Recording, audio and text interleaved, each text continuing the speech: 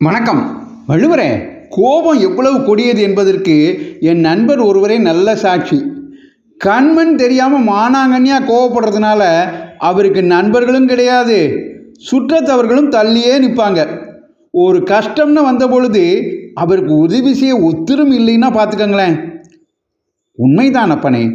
தன்னை சேர்ந்தவரையே கொன்றுவிடக்கூடிய கோபமாகிய நெருப்பு இருக்கே, அது அபாய காலத்தில் நமக்கு ஆதரவாக பாதுகாப்பாக இருக்கக்கூடிய நட்பு சுற்றம் போன்ற தெப்பத்தை கூட தன் வெம்மையால் எரித்துவிடும்.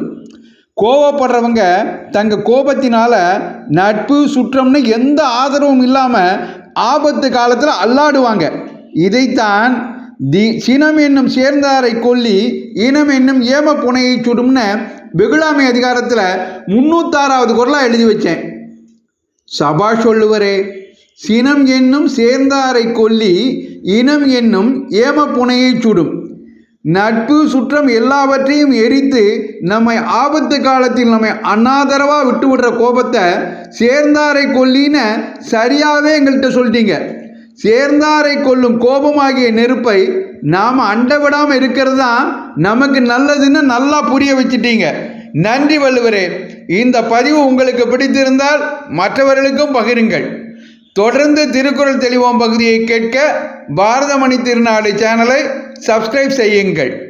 நன்றி, வணக்கம், ஜெய் ஹிந்த்.